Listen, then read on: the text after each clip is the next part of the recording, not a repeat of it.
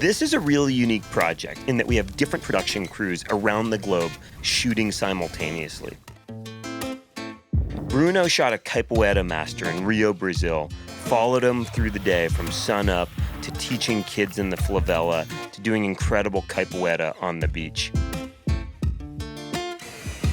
Andrew documented a world-class costume designer who picked up junk as he moved through the city of Nairobi and eventually turned it into a stunning costume. And my crew, we traveled into the desert of Nevada, trailers in tow, dressing in costumes and celebrating under fireworks and LEDs on the wildest bikes you've ever seen.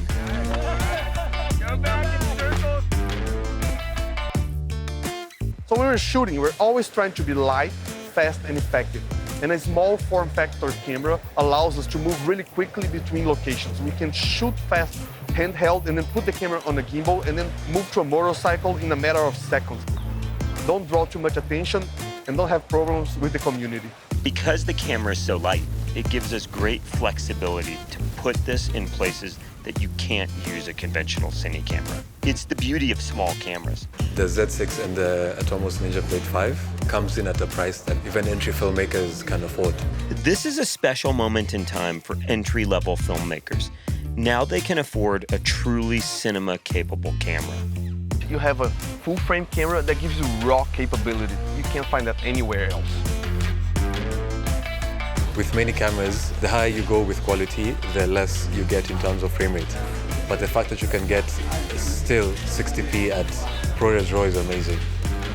Once you add the Atomos to the equation, you get like really high quality 60p just out of the camera in ProRes RAW. That's just amazing. The high ISO allows you to shoot in conditions that were just not possible 10 years ago. The ISO sensitivity of this camera is actually good. I noticed this when we were shooting some factory stuff earlier on with natural light, and it really held well in the highlights and in the shadows.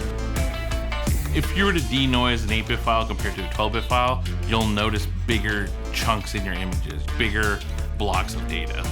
In 12-bit, you're getting a more refined, cleaner image. Having diversity in Nikon lenses really helps when it comes to telling a story. When you choose the Nikon ecosystem, you have such a wide range of choices. And so on a full-frame sensor, shooting RAW with kind of the entire quiver of lenses, it's just a huge advantage. It just gives us maximum creative flexibility.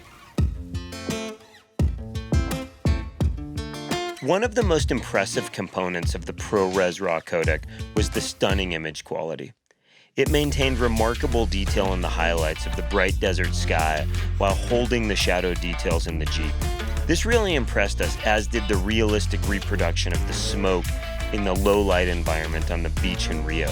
The RAW codec really excelled with the smooth tones and color gradients in the sky with the backlit capoeira dancers on the beach. The robust bit depth was critical in accurately capturing the vibrant colors and all of the detail of the costume. From my perspective, as a colorist, I would definitely always prefer to work in RAW. By shooting ProRes RAW, we were able to achieve 3 different looks crossing over 3 different countries. You're very easily able to shift moods and looks and styles.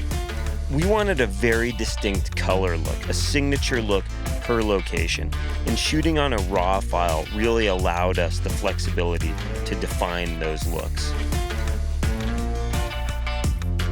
In Brazil, much of what was shot was in low light. We wanted a bluer, flatter look. We wanted the environment to feel moody and a bit more monotone. In Kenya, we really wanted it to look warm, given the color of the costume. We added kind of a gold effect.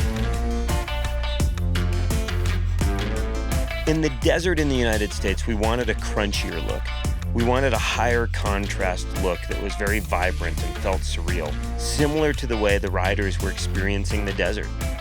Working in RAW easily allows me to achieve a director's vision for their film, and that is our goal as colorists, in my opinion.